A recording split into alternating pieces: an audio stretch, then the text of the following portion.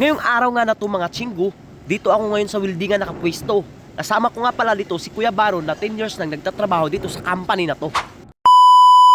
Alam naman nating lahat na high-tech talaga ang South Korea, lalong-lalo na sa mga teknolohiya.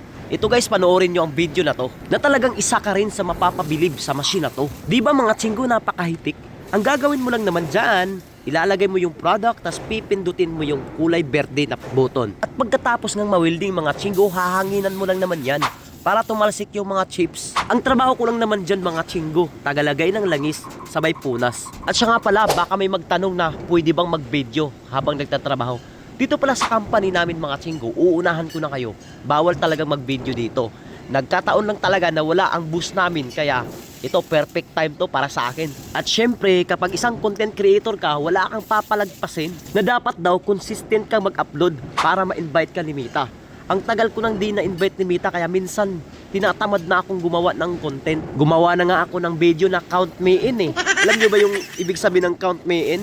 Yung mga content creator lang ang nakakaalam nun. At sabi naman kasi ng iba mga chinggo, itong Facebook daw is kapag na-invite ka ni Mita, magkaka-income ka. So ibig sabihin may additional income ka. Bukod sa nagtatrabaho ka dito sa South Korea, sumasahod ka ng ganun kaliit, so kailangan talaga natin ng extra income. Wait lang, parang out of topic na tayo mga chinggo ah. Dapat tungkol lang sa trabaho ko. Saka pala dito pala sa trabaho ko mga chinggo, walang sukatan dito. Madali lang tandaan yung trabaho dito. Nakikita nyo naman sa mga previous upload ko ng mga videos na nagpipress lang ako doon. So karamihan talaga dito sa company namin is pressing machine. Baka may magtanong ulit kung ano yung trabaho ko dito. Uunahan na kita chinggo. Ang ginagawa pala namin dito sa company namin, gumagawa kami ng piyesa ng dryer at washing machine na tatak LG at saka Samsung. Yun nga, nabanggit ko na brand LG at saka Samsung yung piyesang ginagawa namin dito.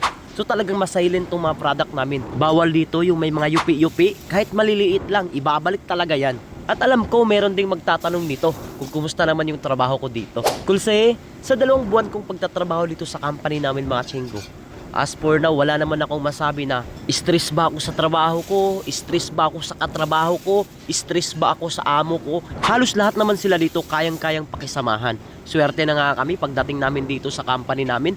Meron ng mga Pinoy. Sila yung nag-guide sa amin, lalo na kung hindi namin naiintindihan yung sinasabi ng Korean. Speaking of Korean mga chinggo, ayun nabanggit na nga natin, yun talaga yung pinakamahirap dito. Lalo na dito sa Busan accent. Dito sa company namin, Busan accent sila eh. Ang hirap intindihin ng mga sinasabi nila. At buti na lang talaga mga chinggo, meron pang kasamang action. Speaking with action, ganun ba yun? Amang-amang batirada ba iba? Napakalaking pagbabago talaga mga chinggo. Yung mga pinag-aralan ko dun sa Pilipinas, ito lang nagagamit ko mga chinggo. Anyo nga sa'yo, anyo nga shimnika, manaso panggap sumida, jay rumun, sunun.